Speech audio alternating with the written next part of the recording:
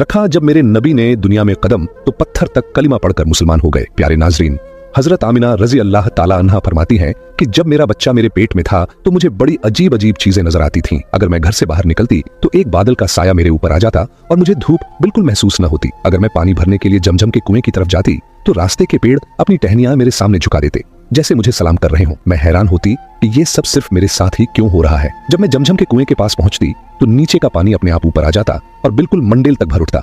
फिर मैं अपने हाथों से ही बाल्टी पकड़कर पानी निकाल लेती। मक्का की औरतें मुझे कुएं के पास रोक लेती और जाने न देती।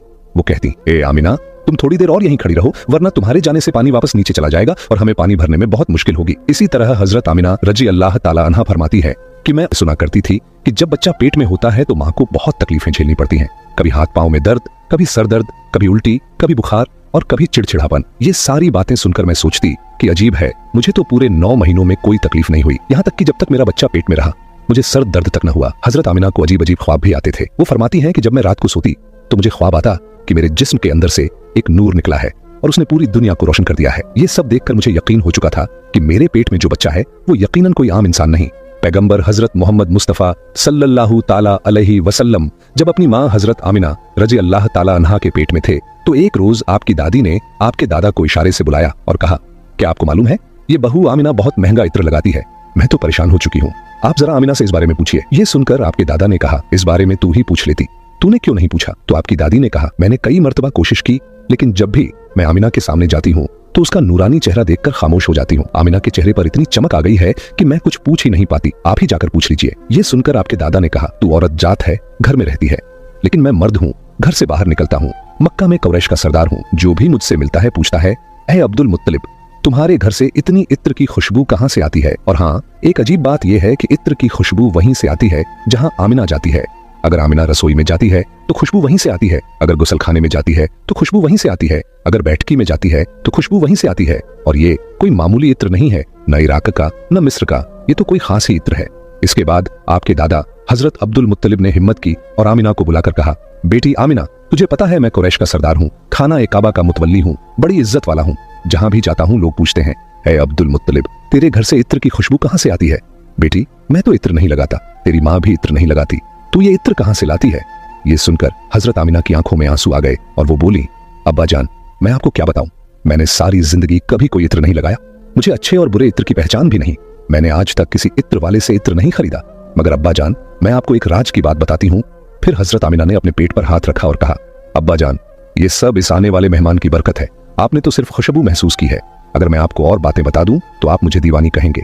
ये सूरज कई बार मुझे सलाम करता है, ये चांद कई बार मुझे सलाम करता है, और यही नहीं, जब मैं सोती हूँ तो ऐसी ऐसी औरतें मेरे सामने खड़ी होती हैं जिन्हें न मैंने कभी देखा और न आपने। वो औरतें मेरे ऊपर हवा करती हैं। हुजूर सल्लल्लाहु अलैहि वसल्लम के दादा हजरत अब्दुल मुत्तलिब दिन रात काबे के पास जाकर काबे का गिलाफ पकड़कर रो रो कर दुआ करते, या अल्लाह, मेरा बेटा अब्दुल्लाह इस दुनिया में नहीं रहा, मगर उसके घर एक बच्चे की पैदाइश होने वाली है, या अल्लाह, इस बच्चे की हिफाजत फरमा और मेरे अब्दुल्लाह की नस्ल बाकी रखना। हुजूर सल्लल्लाहु अलैहि वसल्लम के सारे चाचा इसी इंतजार में रहते थे कि उनके भाई अब्दुल्लाह के घर बच्चा कब पैदा होगा। यहूदियों की किताब तौरात में लिखा हुआ था कि जब आखिरी नबी आने वाले होंगे तो उनकी पैदाइश से 10 दिन पहले आसमान पर एक लाल सितारा चमकेगा।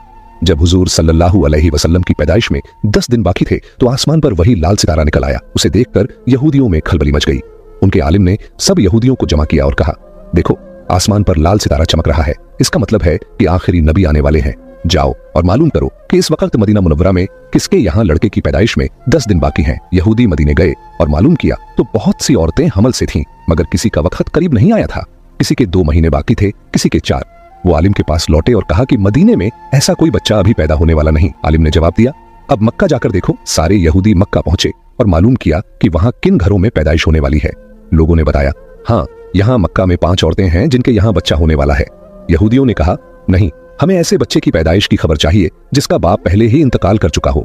लोगों ने बताया, हाँ, अब्दुल मुत्तलिब का पोता पैदा होने वाला है। इस बच्चे के बाप अब्दुल्लाह कुछ महीने पहले ही दुनिया से चले गए। ये सुनकर यहूदियों की चीखें निकल गईं।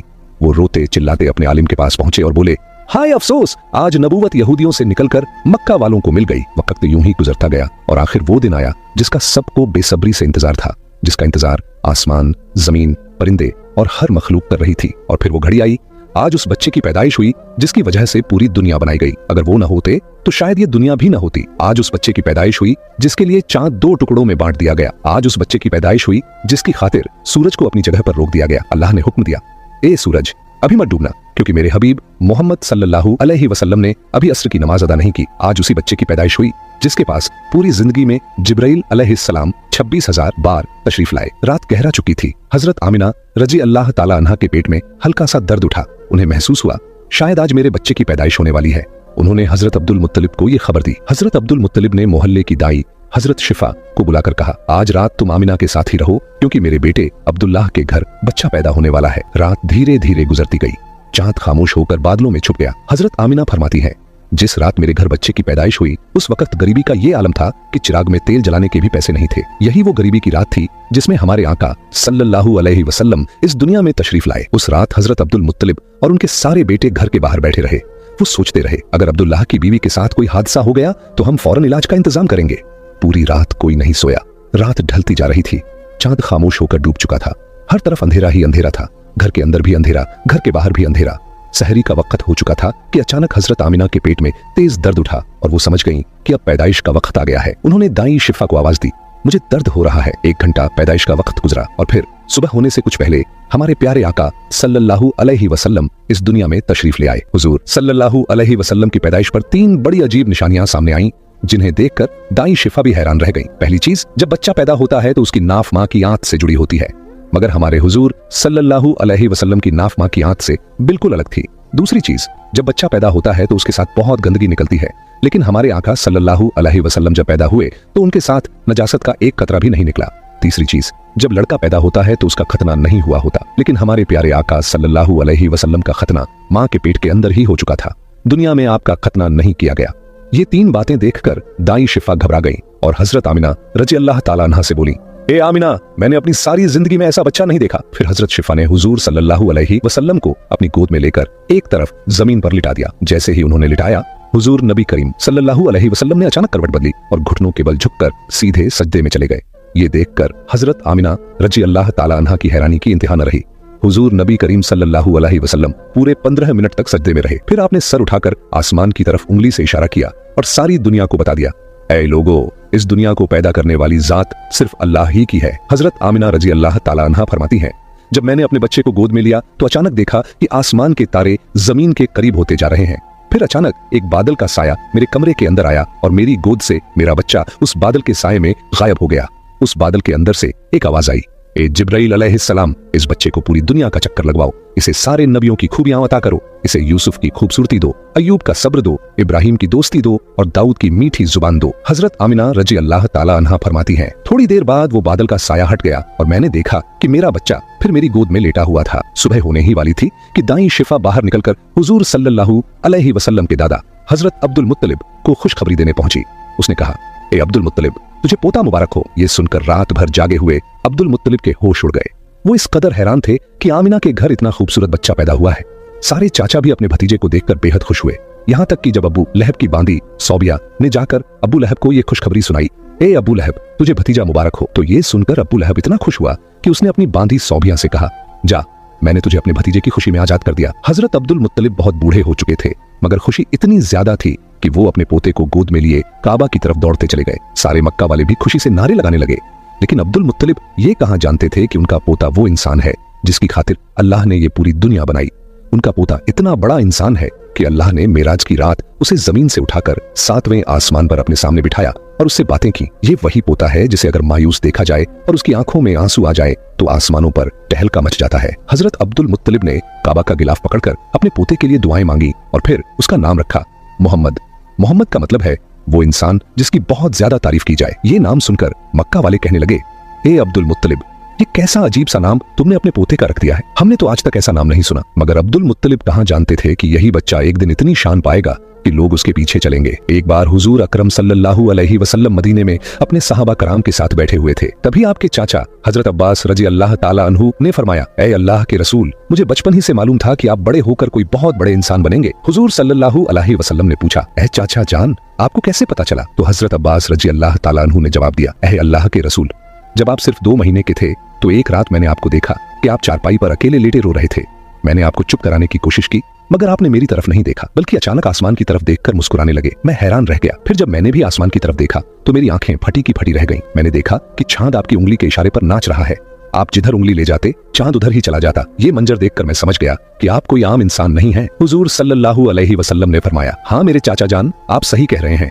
बचपन में चांद मुझे कहानियां सुनाता था, मेरे साथ खेलता था और मुझे रोने नहीं देता था। सुभान अल्लाह, ऐसे थे हमारे नबी कि जिनके घर में इतनी गरीबी थी कि उनकी माँ अपने इस यतीम बच्चे के लिए एक खिलौना तक नहीं खरीद सकती थी, मगर अल्लाह ने चांद को हुक्म दे दिया, ऐ चांद, तू मेरे महबूब के लिए खिलौना बन जा और उसे खेला, उसे रोने मत देना। हुजूर सल्लल्लाहु अलैहि वसल्लम की जिस दिन पैदाइश हुई उस दिन दुनिया में जितने भी बुत थे सब जमीन पर मुंह के बल गिर पड़े। ईरान के बादशाह के दरबार में एक आग थी जो 1000 साल से लगातार जल रही थी।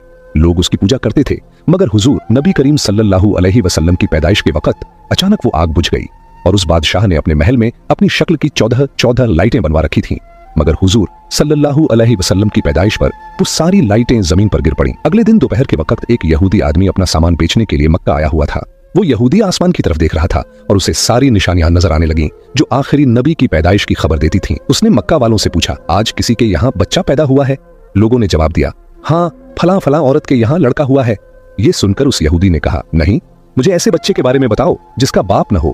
तो लोगों ने बताया, हाँ अब्दुल मुत्तलिब का पोता पैदा हुआ है, उसके बाप अब्दुल्लाह कुछ महीने पहले ही इंतकाल कर चुके हैं। ये सुनकर यहूदी बोला, मुझे उस बच्चे को दिखाओ, मैं उसे अपनी आंखों से देखना चाहता हूँ। फिर वो यहूदी हजरत आमिना रजी अल्लाह ताला अन्हा के घर पहुंचा। उसने हुजूर सल्लल्लाहु अलैहि वसल्लम को अपनी गोद में लिया। फिर अचानक उसने बच्चे को पलटकर देखा और हुजूर नबी करीम सल्लल्लाहु अलैहि वसल्लम की पीठ की तरफ निगाह डाली। बस उसकी चीखें निकल गईं, क्योंकि हुजूर नबी करीम सल्लल्लाहु अलैहि वसल्लम की पीठ पर नबूवत की मुहर लगी हुई थी।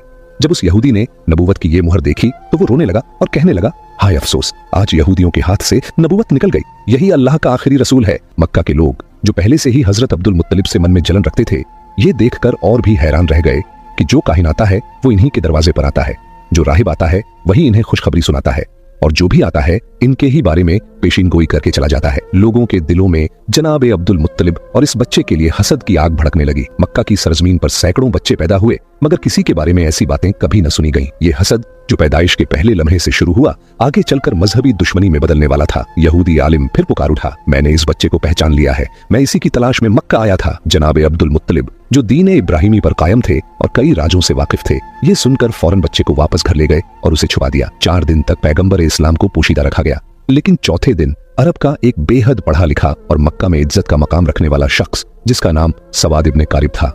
मक्का के लोग जो पहले ही इस खबर से हसद की आग में जल रहे थे, जानते थे कि सवाद इब्ने कारिब का मक्का में एक बेहद इज्जत वाला मुकाम है। अगर उन्होंने इस बच्चे के बारे में कोई बात कह दी या कोई पेशीन गोई कर दी तो अहले मक्का का हसद और भड़क जाएगा। इसीलिए जनाब अब्दुल मुत्तलिब ने सख्त लहजे में कहा कि मैं अपने पोते को इस वक्त किसी मजमा आम में नहीं ला सकता। लेकिन सवाद इब्ने कारिब की बेचैनी बढ़ती जा रही थी। उन्होंने गुजारिश की, तो कम से कम मुझे उस बच्चे तक पहुंचा दीजिए। जनाब अब्दुल मुत्तलिब ने कुछ सोचकर कहा, हाँ ये मुमकिन है, लेकिन मेरे और तुम्हारे अलावा कोई मौजूद नहीं होगा। इस तरह तुम्हारा मकसद भी पूरा हो जाएगा और हसद का मसला भी नहीं उठेगा। चुनांचे वो उन्हें साथ लेकर जनाब आमिना के मकान में दाखिल हुए। जैसे ही गहवारे के करीब पहुंचे और बच्चे से कपड़ा हटाया तो एक अजीबो गरीब नूर पूरे कमरे में फैल गया। सवाद इब्ने कारिब जो पढ़े लिखे और इल्म वाले शख्स थे, समझ गए कि ये वही अलामत है जिसकी खबर किताबों में है, आखिरी जमाने का इशारा। वो बेइख्तियार झुक गए और उस बच्चे के कदमों को बोसा दे दिया।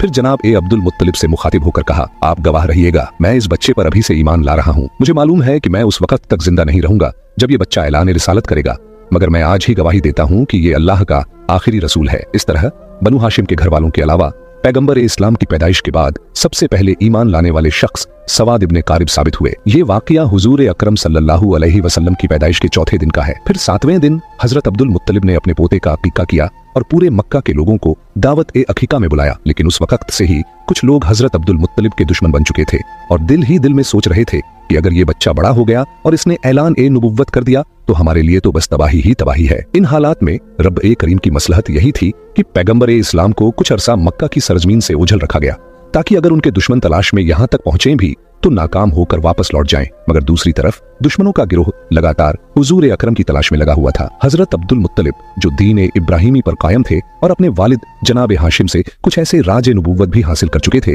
उनमें से एक ये भी था कि इस बच्चे के दुश्मन बहुत ज्यादा होंगे, इसीलिए उन्हें हर हाल में इस बच्चे की हिफाजत करनी थी। यही वजह थी कि हजरत अब्दुल मुत्तलिब पैगंबर ए इस्लाम को मक्का से किसी और जगह मुंतकिल करना चाहते थे, खास तौर पर जब उन्हें मालूम हुआ कि अक्सर यहूदियों के काफिले मक्का आकर हालात का जायजा लेकर चले जाते हैं। अब सवाल उठता है कि ये यहूदी बार बार क्यों आ रहे थे? तो इसका जवाब ये है कि बहुत अरसा पहले से ही यहूदी पैगंबर इस्लाम की विलादत को रोकने की फिक्र में थे। अब्दे मुनाफ पर हमला हुआ, जनाबे हाशिम पर हमला हुआ, जनाबे अब्दुल मुत्तलिब पर हमला हुआ और यहाँ तक कि जनाबे अब्दुल्लाह पर भी हमला हुआ। रिवायत में आता है कि जब जनाबे अब्दुल्लाह की जवानी का जमाना आया तो यहूदियों की सारी साजिशों का मरकज यही था कि किसी तरह उन्हें कत्ल कर दिया जाए ताकि विलादत रसूल रुक जाए। यहूदी ये पहचान चुके थे कि जनाबे अब्दुल्लाह ही पैगंबर इस्लाम के वालिद हैं। जनाबे अब्दुल्लाह की शादी जनाबे आमिना से हो गई। अब शादी के बाद यहूदी और परेशान हो गए कि अब क्या किया जाए, किसी न किसी तरीके से विलादत का सिलसिला रोकना है। इत्तेफाक से उन्हें एक मौका मिल गया। जनाब अब्दुल्लाह किसी काम के सिलसिले में मदीना गए और मदीना यहूदियों का गढ़ था। रिवायत के मुताबिक मदीना में जनाब अब्दुल्लाह पर हमला किया गया और जहर देकर उन्हें शहीद कर दिया गया। अब यहूदियों को एक इत्मीनान तो हो गया कि पैगंबर इस्लाम के वालिद तो शहीद हो चुके हैं, बस एक बात की तस्दीक करना बाकी थी कि पहले ये पक्का कर लिया जाए कि जनाब अब्दुल्लाह के यहाँ कोई औलाद है या नहीं। अगर मालूम हो जाए कि वो बे औलाद थे तो चैन की सांस लेकर अपने घर लौट जाए, लेकिन अगर पता चले कि उनके यहाँ कोई औलाद है तो फिर उसके कत्ल का इंतजाम किया जाए। यही सोचकर यहूदियों का एक गिरोह खास इसी काम के लिए मदीना से मक्का आया। वहां आकर उन्होंने छानबीन की और जब उन्हें ये पता चला कि जनाब अब्दुल्लाह का इंतकाल हो चुका है और उनके यहाँ कोई औलाद नहीं थी तो उन्होंने इत्मीनान का लंबा सांस लिया। फिर बड़े आराम से मदीना लौट गए। मदीने पहुंचकर मदीना से लेकर शाम तक जहां जहां यहूदी फैले हुए थे सबको ये खुशखबरी सुना दी, मुबारक हो, हमारे लिए जो खतरा था वो टल गया है। ये खबर पूरी दुनिया यहूद में फैला दी गई। मदीना से लेकर शाम तक जश्न मनाया गया और यहूदी बड़े मुतमिन हो गए, मगर उन्होंने एक बुनियादी गलती कर दी। ये तो मालूम कर लिया कि जनाब अब्दुल्लाह के इंतकाल के वक्त उनके यहाँ कोई बच्चा मौजूद नहीं था, लेकिन ये सोचना ही भूल गए कि कहीं जनाब आमिना हमला तो नहीं है और कुछ महीनों बाद बच्चा पैदा हो सकता है। इस तरफ उनका ध्यान गया ही नहीं। लिहाजा इत्मीनान से अपने घर लौट गए कि जनाब अब्दुल्लाह के यहाँ कोई औलाद नहीं है। लेकिन जब 12 रबीउल अव्वल को अजीबोगरीब वाकयात पेश आए तो आम लोगों को तो इसकी पूरी खबर न थी, मगर यहूदी उलमा परेशान हो गए क्योंकि उन्होंने अपनी किताबों में पढ़ा था कि ये सारे वाकयात उसी जमाने में होंगे जब आखिरी रसूल की विलादत होगी। अब वो हैरान थे, ये कैसे हो गया, आखिरी रसूल कैसे पैदा हो गए, जबकि हम तो पूरे यकीन के साथ उनके वालिद को कत्ल कर चुके हैं और ये भी हम जान चुके थे कि उनके यहाँ कोई औलाद नहीं थी। तो फिर ये रसूल कहाँ से आ गए? उनकी किताब में तो साफ लिखा था कि आखिरी रसूल अब्दुल्लाह के यहाँ पैदा होंगे और उनके साथ अजीबोगरीब निशानियां वाक़ होंगी। अब वो उलझन और हैरत में डूब गए। अब्दुल्लाह के यहाँ तो रसूल पैदा नहीं हुए और अगर किसी और के यहाँ पैदा हुए हैं तो ये हमारी किताब के बिल्कुल बरक्स है। फौरन एक गिरोह तैयार किया गया ताकि मक्का जाकर तहकीक की जाए। जब ये लोग मक्का पहुंचे तो उस वक्त पैगंबर इस्लाम को मक्का से हजरत हलीमा सादिया के मकान में मुंतकिल किया जा चुका था और उनकी पैदाइश को 2 महीने गुजर चुके थे। अब ये यहूदी परेशान होकर तलाश करने लगे कि कौन सा बच्चा ऐसा है जो 2 माह पहले पैदा हुआ हो, मगर कोई भी बच्चा नजर नहीं आ रहा था। किसी से पूछना भी मुमकिन नहीं था क्योंकि मक्का में ये यहूदी 2 बार पहले साजिश कर चुके थे। एक बार जनाब अब्दुल्लाह पर हमला और उसके बाद जनाब आमिना के बारे में तहकीक। इसलिए अब मक्का वाले होशियार हो चुके थे, खास तौर पर बनु हाशिम का खानदान जो इन पर सख्त नजर रखे हुए था। यहूदियों का कोई गिरोह किसी से खुलकर सवाल नहीं कर सकता था, बस एक एक घर पर नजर रखते, मगर कोई 2 महीने का बच्चा कहीं नजर नहीं आता। नाकाम होकर वापस लौट जाते, फिर कभी आते कभी जाते और बार बार तहकीक करते, मगर हर बार नाकाम रहते क्योंकि उस वक्त पैगंबर इस्लाम मक्का से बाहर थे। फिर जब नबी करीम 6 साल की उम्र में मक्का वापस आए उस वक्त यहूदियों का एक गिरोह मक्का में मौजूद था। जब नबी करीम की उम्र 7 साल हुई तो एक दिन उसी गिरोह की नजर आप पर पड़ गई। जैसे ही उनकी नजर इस मासूम बच्चे पर पड़ी वो हैरत से दंग रह गए। इस बच्चे का चलने का अंदाज, बोलने का लहजा बिल्कुल वही था जैसा कि तौरात में आखिरी नबी की सिफात के तौर पर लिखा गया था। और सबसे हैरत अंगेज बात यह थी कि इस बच्चे के सर पर हमेशा एक बादल का टुकड़ा साया फगन रहता था। यहूदी आलिम ने बातचीत शुरू की और तौरात की किताब के मुताबिक कहा आखिरी नबी की उम्र इस वक्त 7 साल होनी चाहिए। फिर उन्होंने आपस में तय किया अगर यही बच्चा वाकई आखिरी नबी हुआ तो हमें उसे इस दुनिया से मिटाना होगा। उन्होंने तहकीकात की और मालूम हुआ यहूदियों का एक गिरोह मक्का आया हुआ था। उनकी नजर जैसे ही इस नौजवान पर पड़ी तो दंग रह गए। ये नौजवान जो अपने दादा और चाचा के साथ चल रहा था, उसके चलने का अंदाज, बात करने का तरीका बिल्कुल वही था जो उनकी किताबों में आखिरी रसूल के लिए लिखा हुआ था। उसके सर पर बादल साया किए हुए था। वो जिस दरख्त के करीब से गुजरता उसकी शाख झुक जाती, जिस पत्थर के पास जाता पत्थर कलाम करने लगता और वो जिस तरफ भी जाता अगर राह में कोई रुकावट होती तो रुकावट खुद ब खुद हट जाती। यहूदियों को ये तो यकीन हो गया था कि ये बच्चा अब्दुल मुत्तलिब का पोता है, मगर उनके दिल में ये भी खौफ था कि कहीं पहले की तरह हम धोखा न खा जाएं। वो सोच रहे थे ऐसा न हो कि हम इस नौजवान को कत्ल करके मुतमिन हो जाएं और फिर 20 साल बाद पता चले कि रसूल तो अभी जिंदा है। इसलिए इस दफा वो 100% यकीन करना चाहते थे कि यही नौजवान अल्लाह का सच्चा पैगंबर है। उनकी किताबों में लिखा था और उन्हें इस बात का पूरा इल्म था कि जो भी अल्लाह का रसूल होगा, चाहे पहला हो या आखिरी, लुकमा ए हराम उसके हलक से नीचे नहीं उतर सकता। बल्कि हलक क्या, उसके होंठों तक भी नहीं पहुंच सकता। हराम के अलावा रिज्क मुश्तबह यानी ऐसा रिज्क जिसका साफ पता न हो कि हलाल है या हराम, वो भी रसूल के होंठों को नहीं छू सकता। चुनांचे उन्होंने एक अजीब मंसूबा बनाया। मक्का में एक बेवा औरत रहती थी जिसका नाम जुबैदा था। उसने एक छोटा सा मुर्गी फार्म बना रखा था और मुर्गियों के अंडे बेचकर गुजारा करती थी। जो मुर्गी अंडे देने के काबिल न रहती उसे वो ज़बह करने के लिए बेच देती। यहूदियों ने सोचा ये एक ऐसा इम्तिहान है जिससे हमें पूरा यकीन हो जाएगा। रात के वक्त उन्होंने जुबैदा के घर में नकब लगाई और कुछ मुर्गियां चुरा लाए। अब जिन मुर्गियों को चोरी की नियत से लिया वो तो रिज्क हराम हो गई, और जिनके बारे में ये सोचा कि बाद में उसकी कीमत अदा कर देंगे वो रिज्क मुश्तबह हुई। फैसला ये था कि किसी की चीज उठा लेना अगर हराम की मंजिल पर न भी पहुंचे तो भी शक में जरूर आ जाता है। अगले दिन यहूदी हजरत अब्दुल मुत्तलिब के पास गए और उनको दावत दी कि हम आपके कबीला की दावत करना चाहते हैं, आप हमें ये एजाज बख्शिए। यहूदियों का असल मकसद पैगंबर इस्लाम का इम्तिहान लेना था, इसलिए उन्होंने हजरत अब्दुल मुत्तलिब से कहा आप अकेले दावत में नहीं आएंगे बल्कि बनु हाशिम के सारे मर्द आएंगे और खास तौर पर आपके सब बेटे और पोते जरूर आए। हजरत अब्दुल मुत्तलिब ने मुस्कुराकर जवाब दिया तुम न भी कहते तो भी मेरी शर्त यही होती, क्योंकि मैं अपने पोते के बगैर किसी दावत में शरीक नहीं होता। यहूदियों के तो मानो दिल की मुराद पूरी हो गई। चुनांचे खाने का इंतजाम किया गया। उन्होंने अपने जहन में पहले ही तय कर रखा था कि ये वाला गोश्त और मुर्गी हराम है और ये हिस्सा मुश्तबह है। दावत में यहूदियों ने हजरत अब्दुल मुत्तलिब से कहा ऐ रईस मक्का, ये दावत आपके एजाज में है, खाने का आगाज कीजिए। हजरत अब्दुल मुत्तलिब ने कहा नहीं, जब तक मेरा पोता खाना शुरू नहीं करेगा हम लोग खाना नहीं खाएंगे। बस यहूदियों को तो यही चाहिए था। सारी तवज्जो रसूलुल्लाह की तरफ हो गई। उन्होंने कहा आप बिस्मिल्लाह कीजिए। रसूल खुदा ने इत्मीनान से जवाब दिया नहीं, ये रिज्क हमारे लिए नहीं है, खाना तो दूर ये हमारे होंठों तक भी नहीं पहुंच सकता। यहूदियों ने हैरानी से पूछा ये कैसे मुमकिन है? आप सल्लल्लाहु अलैहि वसल्लम ने फरमाया हाँ, ये खाना हमारे लिए नहीं है। उन्होंने कहा हमें इजाजत दीजिए कि हम आपको खाना खिलाएं और देखें कि ये कैसे नहीं पहुंचता। पैगंबर ने मुस्कुराकर फरमाया ठीक है, अगर खिला सकते हो तो खिलाओ। अब यहूदियों ने रोटी और गोश्त के साथ एक निवाला बनाकर हुजूर की तरफ बढ़ाया, मगर अजीब बात यह हुई कि जैसे ही वो निवाला हुजूर के होंठों के करीब पहुंचा, ऐसा महसूस हुआ कि किसी ने जबरदस्ती उनका हाथ खोल दिया हो और निवाला दस्तरख्वान पर गिर पड़ा। एक बार, दो बार, यहाँ तक कि 10 बार कोशिश की गई, मगर निवाला हुजूर के होंठों से लग ही नहीं सका। वो करीब पहुंचता मगर हाथ अपने आप खुल जाता और नीचे गिर जाता। यहूदी ऊपर से तो परेशान नजर आते थे मगर दिल ही दिल में खुश थे कि आधी अलामत तो पूरी हो गई। ये हराम वाला खाना था। अब उन्होंने मुश्तबह खाना लाकर पेश किया और फिर कहा आगाज कीजिए। पैगंबर ने उसी इत्मीनान से जवाब दिया ये भी हमारे लिए नहीं है। यहूदियों ने कहा हम खिलाते हैं। आपने फरमाया चलो ठीक है, फिर कोशिश करके देख लो। अब जब कोई निवाला हाथ में लेकर पैगंबर इस्लाम के मुंह के करीब लाता तो वो या तो दाईं तरफ खिसक जाता या बाईं तरफ, लेकिन होंठों तक पहुंचता ही नहीं था। यहूदियों ने हजरत अब्दुल मुत्तलिब से कहा हमने तो पूरे खुलूस से ये दावत दी थी, मगर समझ नहीं आ रहा कि ये क्या हो रहा है। क्या इसमें कोई खुदाई राज है? जनाब अब्दुल मुत्तलिब और पैगंबर इस्लाम दोनों समझ गए कि मामला क्या है, मगर कहने का मौका नहीं था। बनु हाशिम का सारा खानदान अपने घर लौट आया और यहूदियों को यकीन एक कामिल हो गया कि ये रसूल बरहक हैं। चुनांचे इसके बाद एक नए सिलसिले से साजिशें शुरू हो गईं। अगर आपको ये बयान पसंद आया है तो इसे अपने दोस्तों में जरूर शेयर करें, और अगर आप चैनल पर पहली बार आए हैं तो चैनल को सब्सक्राइब करना न भूलें। हम मिलते हैं आपसे अगली